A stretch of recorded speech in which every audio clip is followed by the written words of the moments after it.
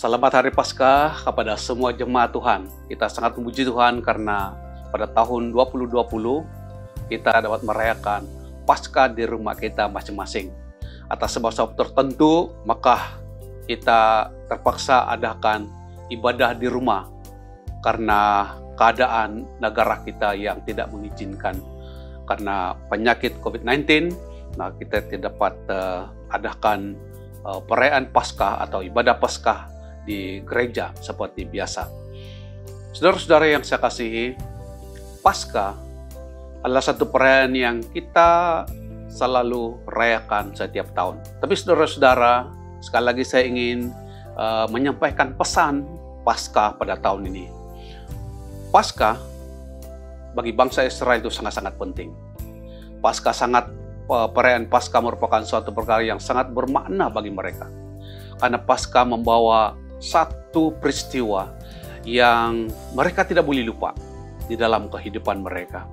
Saudara, di dalam Keluaran 12 ayat 2 dikatakan bahwa bulan ini akan menjadi permulaan segala bulan bagimu.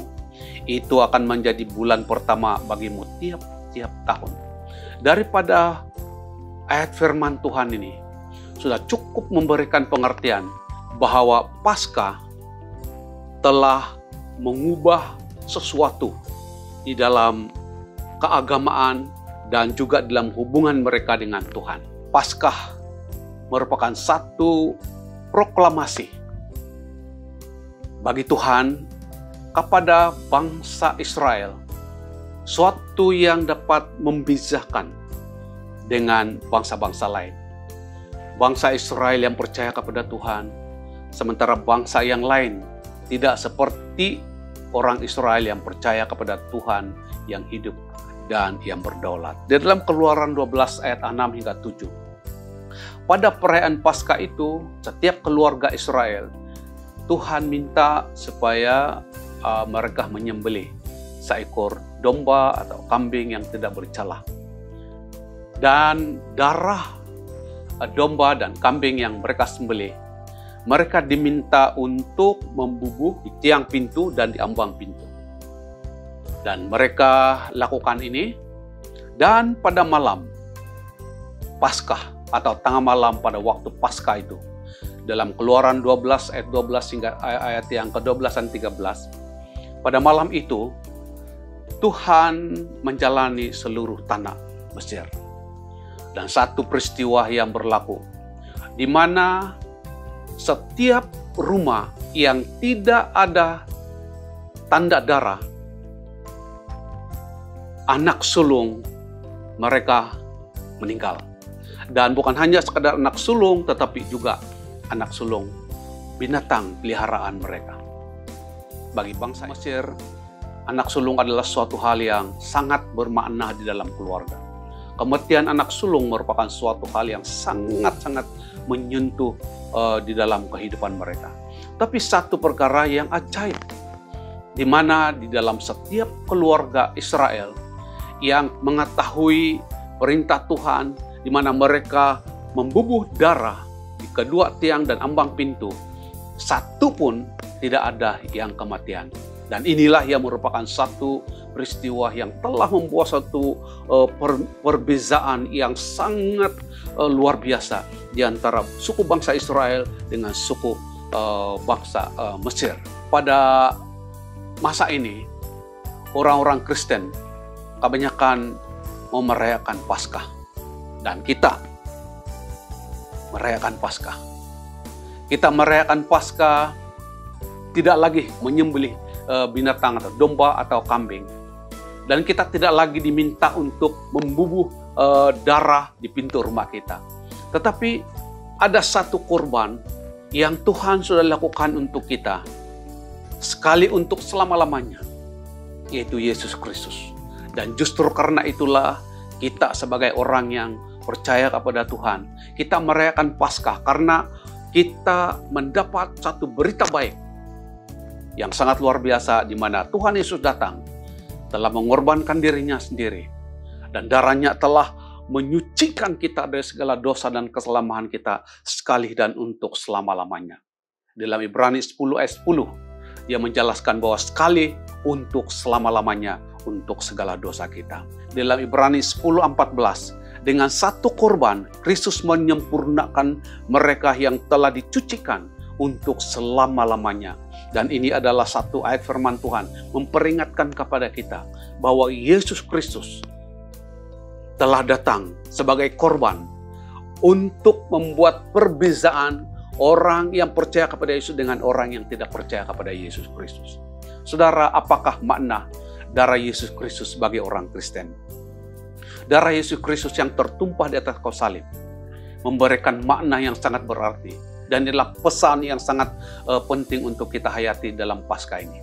Darah Yesus Kristus yang tertumpah di atas kayu salib membawa makna dalam kehidupan. Yang pertama, dalam Injil Matius 26 ayat 28 dikatakan bahwa kalau kita mengakui dosa kita, maka Tuhan akan mengampuni, menyucikan kita dari segala dosa dan kejahatan. Dalam Ibrani katakan bahwa kalau kita mengakui segala dosa kita, bukan hanya Tuhan mengampuni, menyucikan, tapi Dia melupakan dosa-dosa kita. Dan ini adalah standar pengampunan Tuhan di dalam kehidupan kita yang sangat-sangat luar biasa. Yang kedua, makna daripada perayaan Paskah, karena darah Yesus Kristus tercurah di dalam perayaan Paskah ini.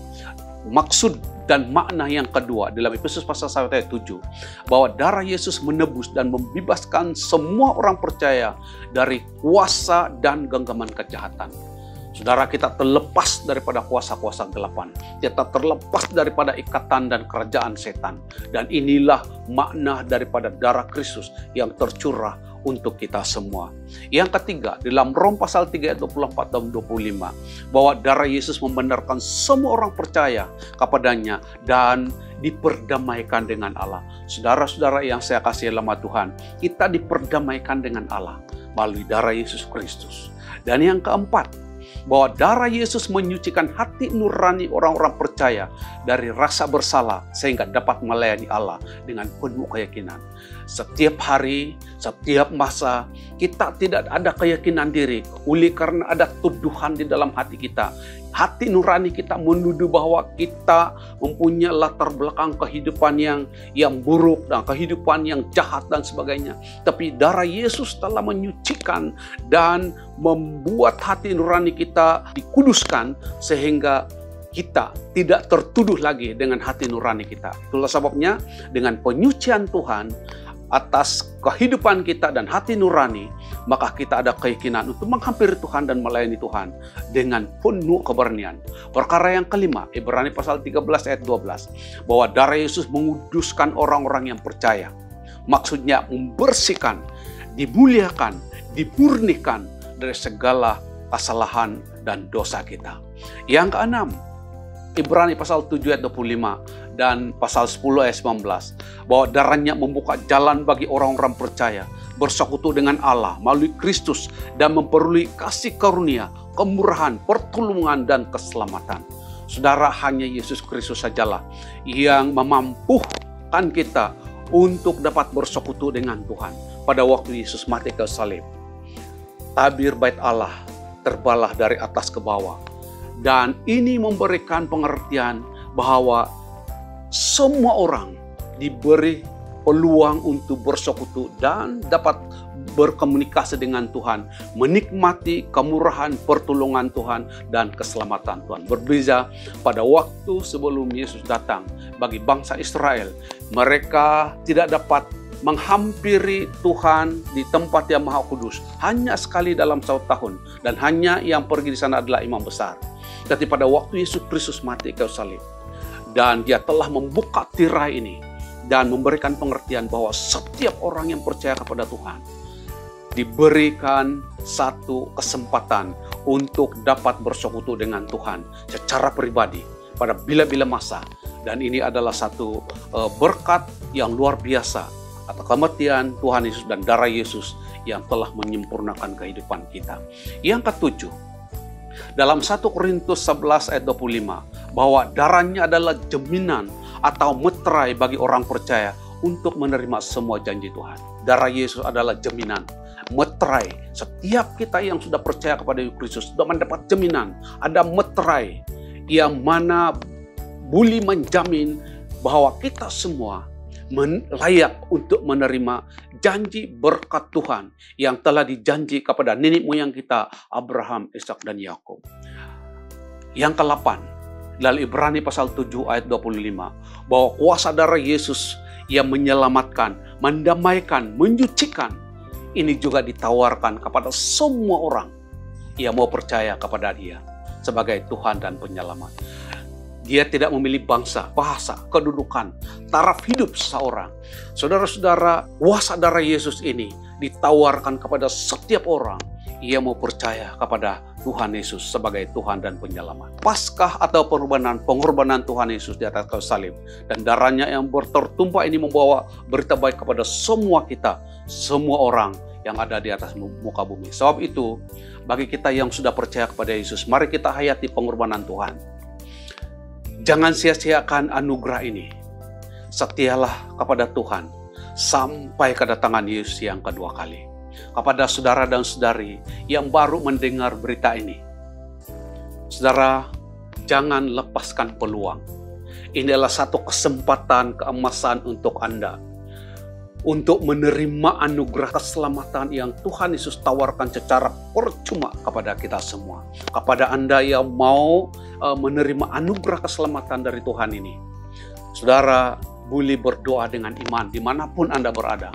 Terima Yesus, katakan, Tuhan Yesus, saya berterima kasih karena anugerah Tuhan yang sangat besar dalam kehidupan saya. Ampuni saya dari segala dosa dan kejahatan saya. Dan saya menerima Engkau sebagai Tuhan dan Penyelamat. Amin. Saudara-saudari, dimanapun Anda berada, saya percaya Roh Kudus akan menyentuh hati Anda dan membuat kita lebih bersemangat lagi untuk ikut Tuhan dimanapun kita berada. Bagi Anda yang baru percaya dan menerima Yesus, jangan berhenti sampai di sini. Anda pergi beribadah bersama-sama dengan orang-orang Kristen yang lain di gereja yang berdekatan dengan tempat tinggal saudara. Dan jangan lupa baca Alkitab. Kalau tiada Alkitab, beli Alkitab. Dan mulai hari ini Anda belajar untuk berdoa dan mengasihi semua orang. Pada Paskah ini, kiranya Tuhan memberkati kita semua. Tuhan memimpin kita dimanapun kita berada, dan sampai jumpa. Tuhan memberkati Anda. Amin.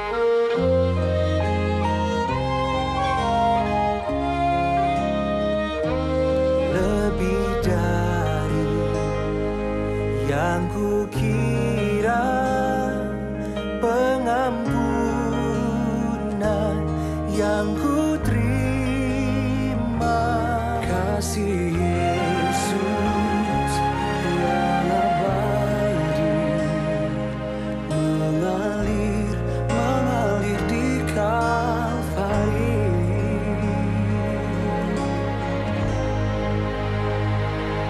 Oleh karena salibmu, seluruh hidupku milikmu, hidupku Tuhan.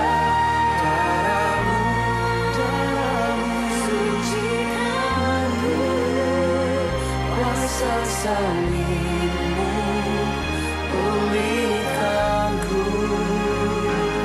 Oleh karena salibmu, seluruh hidupku milik, seluruh hidupku. Darahmu sucikanku, kuasa salibmu pulihkanku.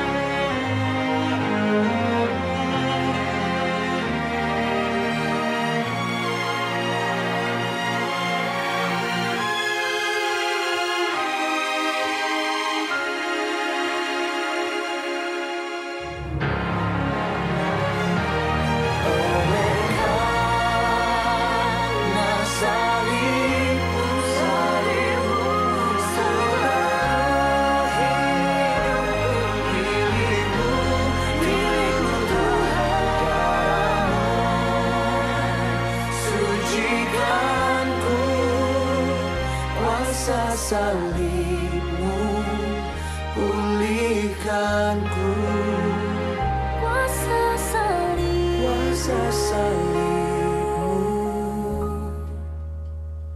pulihkanku.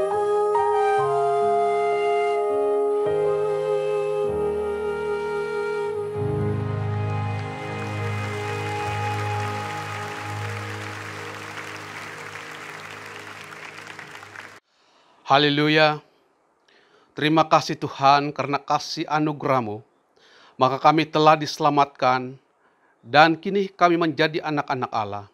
Hanya karena kuasa darah-Mu yang tertumpah di atas kayu salib, menyucikan kami dari segala dosa dan kesalahan kami. Sehingga kami dibenarkan di hadapan Tuhan dan layak menghadap Allah yang Maha Suci. Berkati dan lindungilah semua jemaat Tuhan.